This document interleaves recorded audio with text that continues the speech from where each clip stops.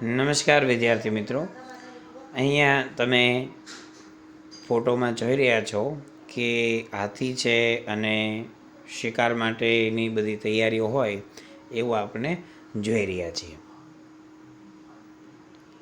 શોખ સંતોષવા માટે થતા શિકાર. આપણે વૈવિધ્યસભર વન્ય જીવ એવો ટોપિક છે એ આજે ભણવાનો છે. વૈવિધ્યસભર વન્ય જીવ. ભારતમાં આબોહવા અને ભૂપૃષ્ઠની દ્રષ્ટિએ ઘણી વિવિધતા જોવા મળે છે. આ ભૌગોલિક વૈવિધ્યતાના કારણે જીવજંતુ, પશુ પક્ષી અને વનસ્પતિમાં વિવિધતા જોવા મળે છે. 9મા ધોરણની અંદર તમે ભણી ગયેલા છો કે વનસ્પતિની પણ વિવિધતા અને પ્રાણીઓની પણ વિવિધતા. વિશ્વમાં પશુ પક્ષીઓની લગભગ 15 લાખ જેટલી પ્રજાતિઓ છે. તેમાંથી 81,251 જેટલી પ્રજાતિઓ ભારતમાં જોવા મળે છે. આ તમે આંકડાકીય માહિતી છે એ યાદ રાખી લેજો. ખાસમાં ખાસ 81,251. બરાબર. જૈવ વિવિધતાની દ્રષ્ટિએ જોઈએ તો ભારત વિશ્વમાં 12મા સ્થાને છે.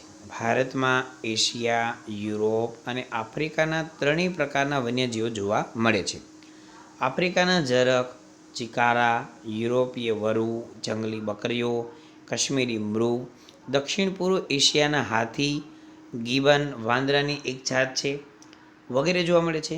ભારતના જૈવ વૈવિધ્યમાં કાળા રંગના રીંછ, એકશિંગી ભારતીય ગેંડો, હરણ, વિવિધ પ્રકારના સાપ, મુખ્ય પક્ષીઓમાં મોર, ઘોરાડ, બાજ, કલકલિયો, સુરખાબ અને સારસ જોવા મળે છે. હિમાલયમાં ઊંચાઈ પર જોવા મળતો હિમદીપડો અને ત્યાં જ શીત વનોમાં જોવા મળતું લાલ પાંડા વિશિષ્ટ પ્રાણીઓ છે. દુનિયામાં વર્તમાન સમયમાં ભારત એક એવો દેશ છે જેમાં વાઘ અને સિંહ તેમના કુદરતી આવાસમાં વિચરે છે. શિયાળા દરમિયાન રાજસ્થાનમાં કેલાવદી ધાના રાષ્ટ્રીય ઉદ્યાન છે. રાષ્ટ્રીય ઉદ્યાન ભરતપુર અને ગુજરાતના નળ સરોવર જેવા જલ પ્લાવિત વિસ્તારોમાં અસંખ્ય યાયાવર પક્ષીઓ, યાયાવર એટલે વિદેશી પક્ષીઓ દૂર દૂરથી શિયાળો ગાળવા માટે આવે છે. આ પક્ષીઓ છે એ અમુક ઋતુમાં અમુક સમય સુધી જ આવે ખાલી, અને પછી એની જાતે પાછા ઉડીને વયા જાય. ઓડિશાના સમુદ્ર કિનારાના રેતીના તટે સમુદ્રી કાચબા, ઈંડા મૂકવા આવે છે. ભારતીય અજગર અને વિવિધ પ્રકારના સાપ તથા દક્ષિણના ગીચ વર્ષાવનોમાં રાજનાગ જોવા મળે છે. આ પણ ઘણી બધી વખત પૂછે. આ આખો પેરેગ્રાફ છે એ તમારે ખૂબ એટલે ખૂબ જ અગત્યનો છે. વૈવિધ્યસભર વન્ય જીવ. હવે કેટલાક પ્રાણીઓ છે એ ધીમે ધીમે, અમુક પ્રાણીઓ તો દેખાતા જ નથી અને અમુક પ્રાણીઓ છે એ લુપ્ત થવાના આરે છે. લુપ્ત થઈ જાવ એટલે ગાયબ થઈ જાવ. તો આપણને એમ થાય એમ કઈ રીતે ગાયબ થતા હશે?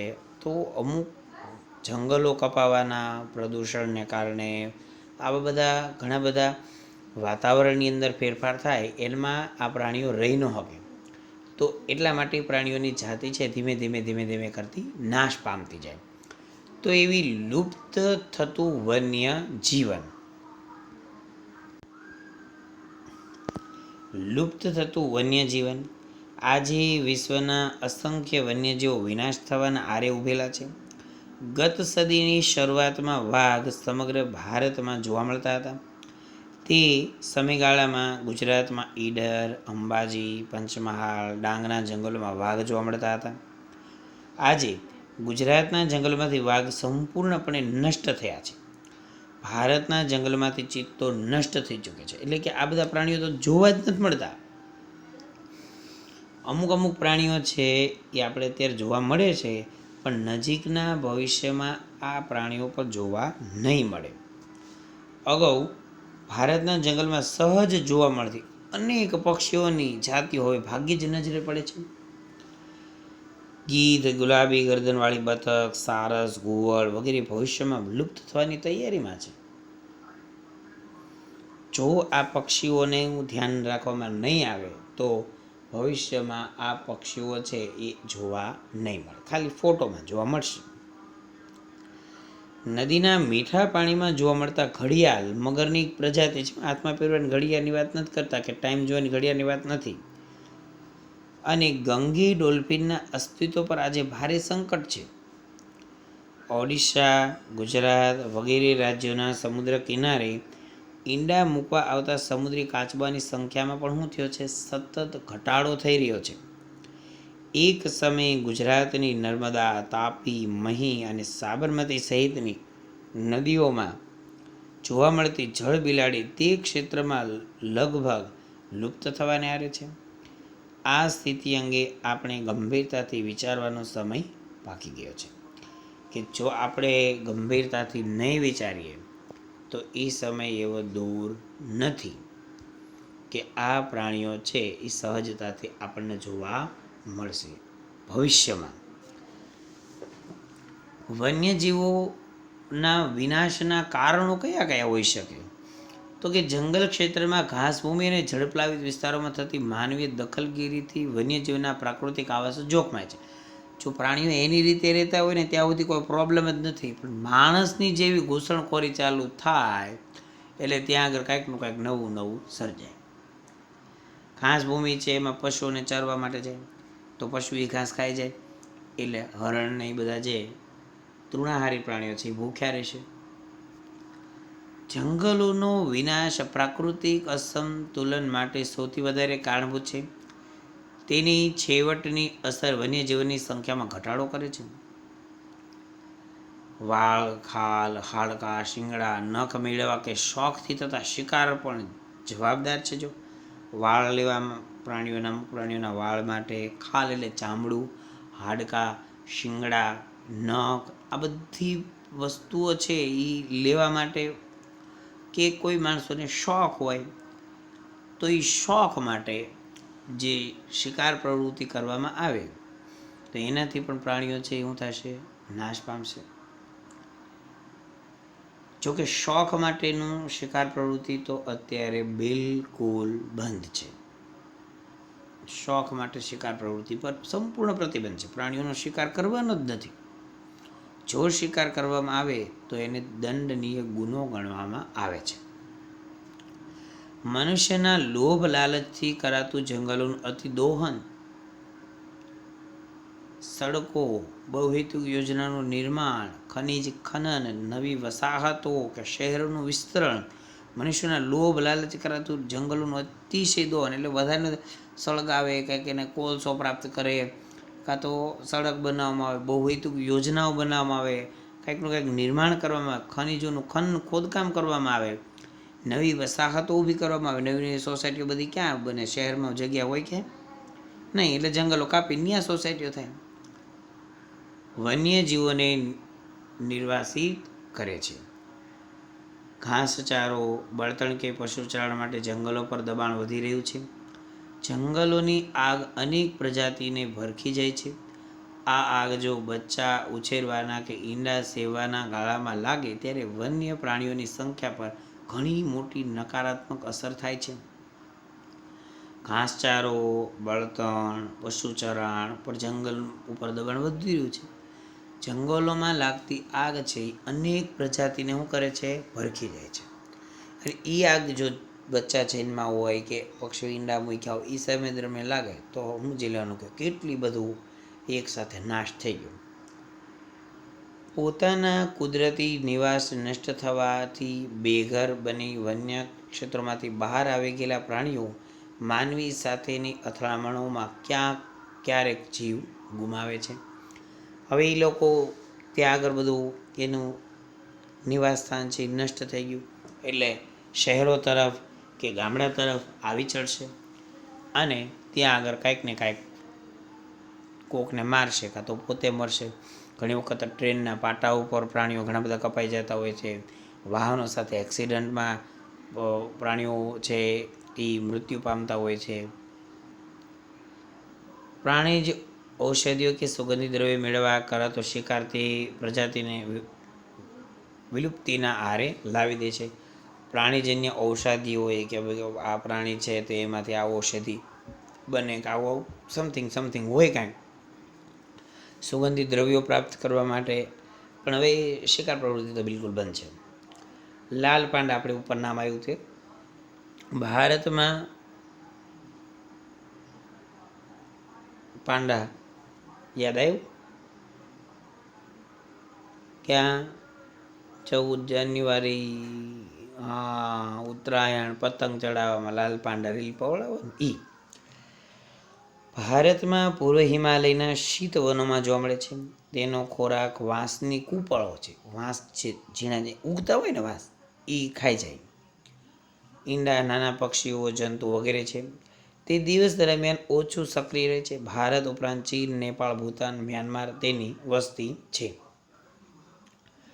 તો વન્યજીવ સંરક્ષણ માટેના ઉપાયો પણ આપણે જોઈ લેવી કે ભાઈ આ વન્યજીવોને આવી રીતે નુકસાન થઈ રહ્યું છે તો એના માટેના કંઈ ઉપાયો ખરા, અને વન્યજીવન સંરક્ષણ યોજના છે એ આના પછીના લેક્ચરમાં આપણે જોઈશું. ઉપાય છે એ આપણે આ લેક્ચરમાં જોઈ લઈશું.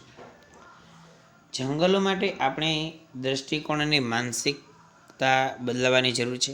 આપણે તેને આવક માટેનો અખૂટ સ્ત્રોત માનીએ એ ભૂલ ભરેલું છે.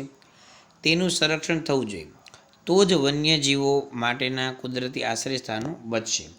જંગલો આપણા દૃષ્ટિકોણ અને માનસિકતા બદલવાની જરૂરિયાત છે. આપણે તેને આવક માટેનો અખૂટ સ્ત્રોત માની તો એ ખોટી વસ્તુ છે, એટલે કે લાકડા કાપીને વેચે ને એ. જંગલોમાં તૃણાહારી અને માંસાહારી પ્રાણીઓની સંખ્યાનું સંતુલન જળવાવું અને તે માટે જંગલના જળસ્ત્રોતોની જાળવણી તથા પાલતુ પશુચરણ પર પ્રતિબંધ જેવા પગલાં ભરવા. કે જંગલોમાં તૃણાહારી અને માંસાહારી પ્રાણી બધું સંતુલન જળવાઈ રહેવું જોઈએ. પાછું શિકાર ડામવા કડક કાયદા અને તેનો સખ્તાઈથી અમલ કરવો જોઈએ. જંગલોમાં થતા ગેરકાયદેસર ખનન કાર્યના પ્રતિબંધ ભંગ માટે કડક સજા અને દંડની જોગવાઈ કરવી જોઈએ. શિકાર પ્રવૃત્તિ એ તો બંધ છે સંપૂર્ણ. વન્યજીવના પ્રજનનકાળમાં તેમને ખલેલ ન પડે એવી વ્યવસ્થા ગોઠવવી જરૂરી છે. જંગલ ક્ષેત્રોમાં થતી માછીમારી, વન્ય પેદાશ એકત્રીકરણ કે પ્રવાસનથી વન્યજીવો પર પડનારી અસરોનો અભ્યાસ કરી એ મુજબ પગલાં ભરવા જોઈએ. સમાજમાં વ્યાપકપણે જનજાગૃતિ કાર્યક્રમો યોજવા જોઈએ.